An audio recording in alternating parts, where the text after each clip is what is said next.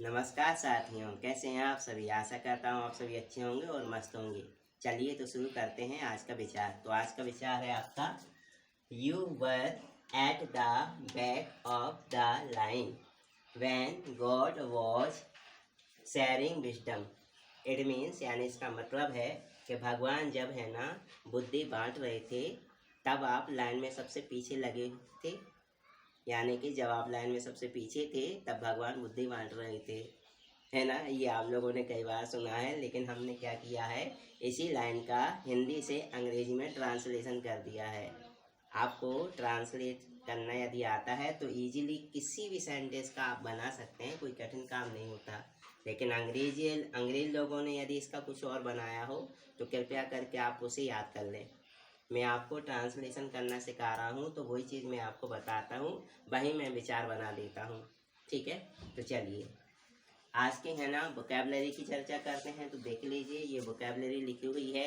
ये वोकैबलरी में आप देख लीजिए बहुत अच्छे से। तो मैंने थर्ड फॉर्म का प्रयोग किया है, पूरी की पूरी थर्ड फॉर्म लिखी हुई हैं। अभी मैं बता रहा हूँ, क्या मैं पढ़ाऊँगा। पहले हिंदी समझ लें। ज्वाइंड माई कंपनी का मतलब होता है कंपनी में शामिल होना, ठीक है ना।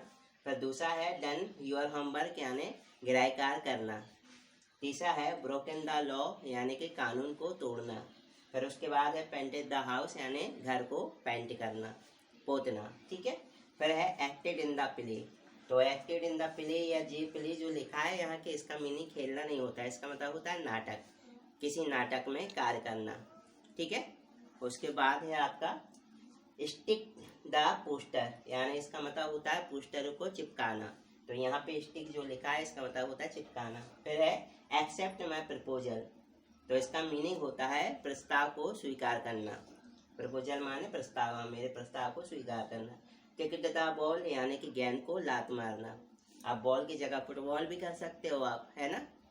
उसके बाद है आपका स्टोलन द मनी यानी धन को चुराना। फिर है कॉट द बस यानी बस को पकड़ना। और लास्ट में है फेस द प्रॉब्लम यानी समस्याओं का सामना करना, ठीक है।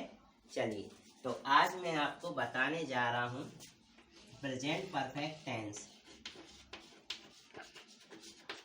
Present perfect tense. Present perfect tense में याद रखिए आप सभी कि इसमें किसी कार्य का पूर्ण होना पाया जाता है। यदि आपका कार्य पूरा हो गया है तो इस टेंस में हम है ना सेंटेंस को बोलते हैं। मन में आप सोचिए, उसको ट्रांसलेट कीजिए और अंग्रेजी में बोल दीजिए। बहुत ही आसान है, कोई कठिन नहीं है, ठीक है।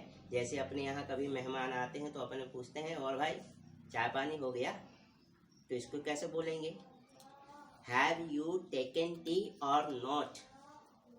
क्या पूछेंगे, हैव यू टेकन टी और नॉट, है ना। तो इस प्रकार की जब बात कहते हैं और जिसमें कार्य पूरा हो जाना हो पाया जाता है तो हम है ना इस प्रकार से प्रश्न करते हैं, इसमें प्रेजेंट परफेक्ट टेंस में, ठीक है। अब इसमें है ना आपके लिए सूत्र होता है, सबसे पहले आप सब्जेक्ट लगाइए, फिर आप इसमें हैज या हैव लगाइए, फिर वर्ब की थर्ड फॉर्म लगाइए और उसके बाद ऑब्जेक्ट लगाइए, ठीक है। अब इसमें आप ये समझ लें कि किसके साथ में हैज आता है, किसके साथ में हैव आता है। तो हैज लगाना है तो इसके साथ में आपके सब्जेक्ट होंगे ही, सी, इट, नेम और सिंगुलर नाउन। और हैव यदि लगाना है तो इसके साथ में आपके सब्जेक्ट क्या होंगे, I, we, you, they and P N यानी कि प्लूरल नाउन।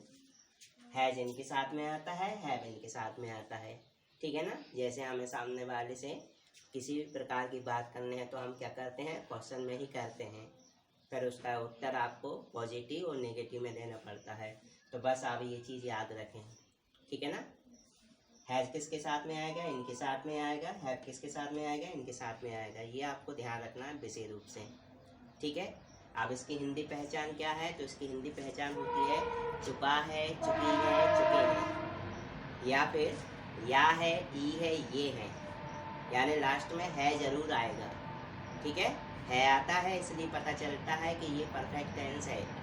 और यदि है नहीं आता तो फिर वो पास्ट में चला जाता है, पास्ट सिंपल कहलाता है। खैर अभी तो अपन जो पढ़ रहे हैं उसकी तरफ ज़्यादा ध्यान दें तो ज़्यादा बेटर होगा, ताकि हम इसको अच्छे से समझ सकें। तो ये चीज़ यदि क्लियर हो गई हो तो अब आप बहुत ध्यान से समझिए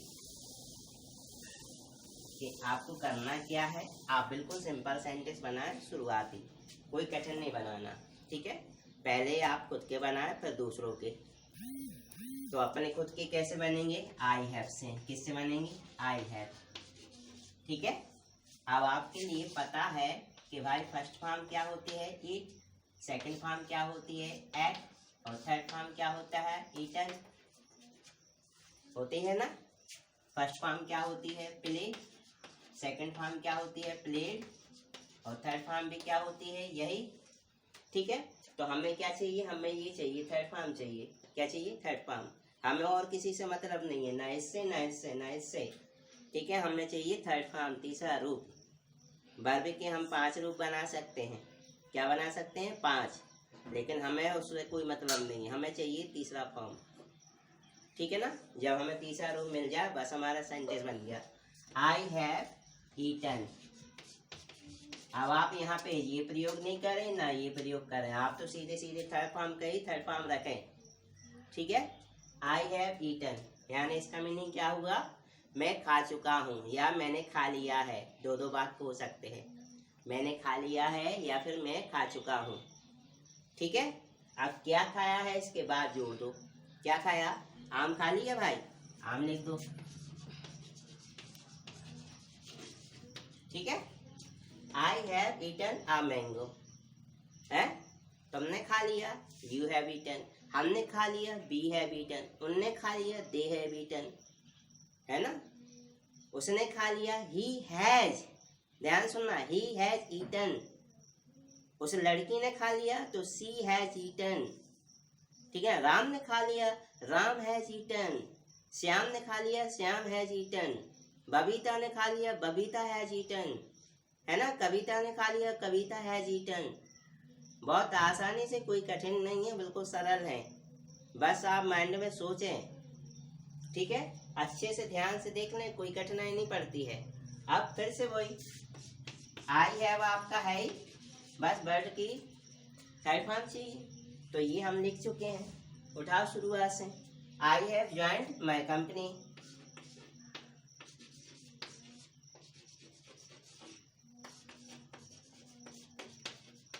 लो सेंटेंस बन गया।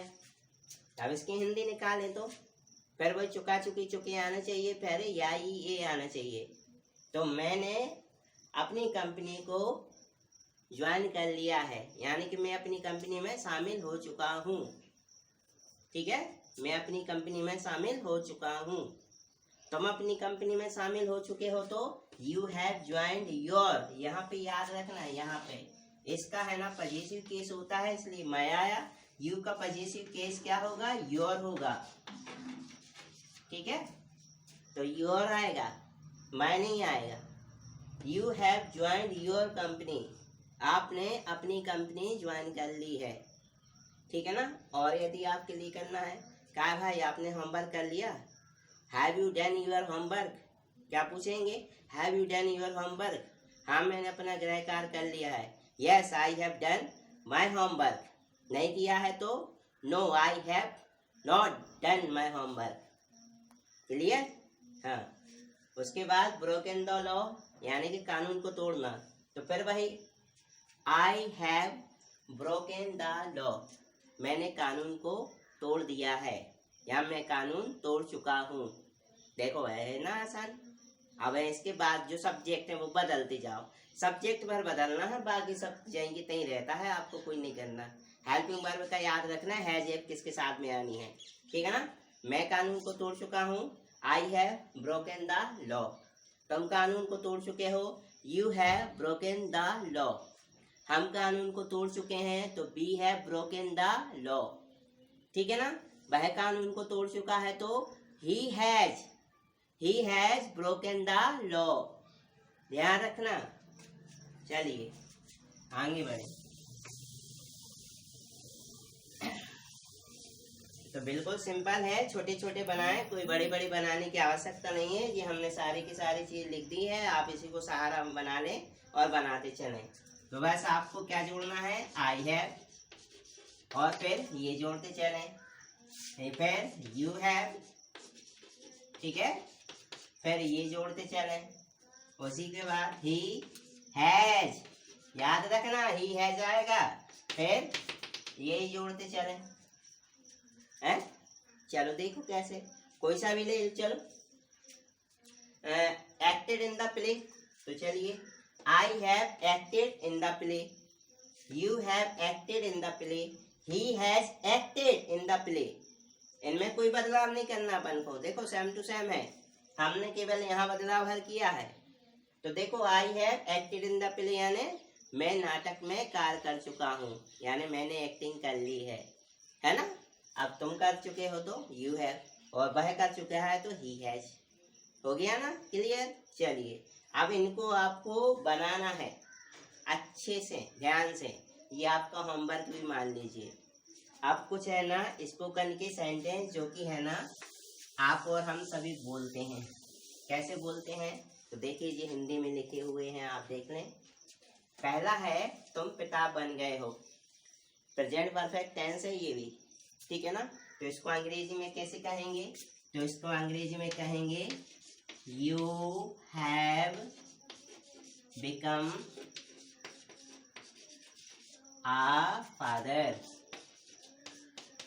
कई बार ये सेंटेंस बोला जाता है हिंदी में, है ना। जो भी पिता बनते हैं तो कहते हैं अरे भाई आप तो पिता बन गए, खुशी की बात है।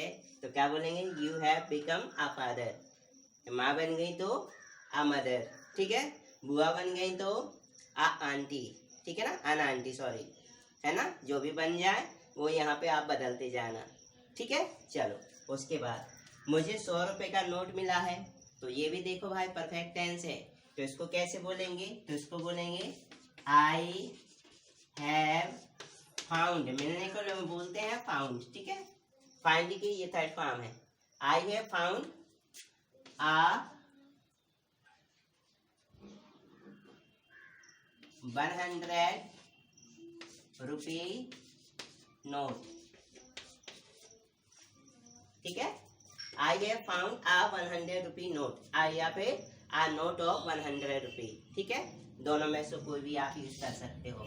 चलिए उसके बाद कोई आया है, तो ये सेंटेंस बहुत ही इम्पोर्टेंट है। कई बार है ना दरवाजे पे कोई आ जाता है तो अपन है ना हिंदी में बोलते हैं मम्मी कोई आया है, पापा कोई आया है। अब कोई का आया है तो अंग्रेजी में क्या, तो बोलेंगे समवन हैज कम। क्या बोलेंगे, someone has come,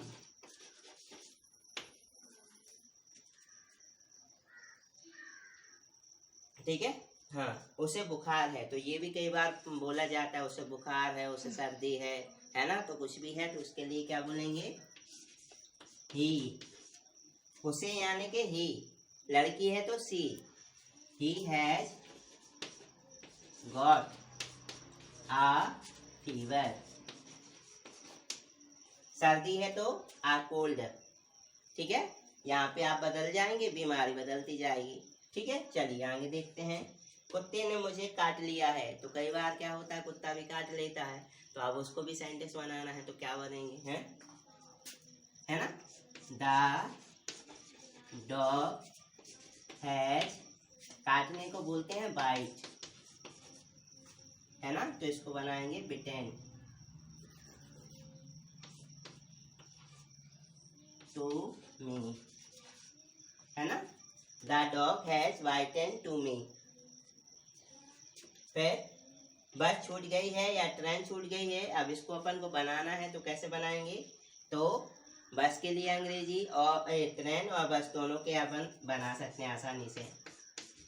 the train या फिर द बस, ठीक है। क्योंकि ये दोनों एक वचन में है इसलिए क्या आएगा, हैज। और छूटने को क्या बोलते हैं, लेफ्ट, ठीक है। क्या बोलते हैं, लेफ्ट, ठीक है। चलिए उसके बाद तुम्हारा दोस्त आया है, तो क्या बोलेंगे, your friend has come. Your friend has come. ठीक है, उसके बाद मैंने 10 रुपये दिए हैं, तो इसको कैसे बोलेंगे? I have given 10 rupees. I have given 10 rupees. ठीक है,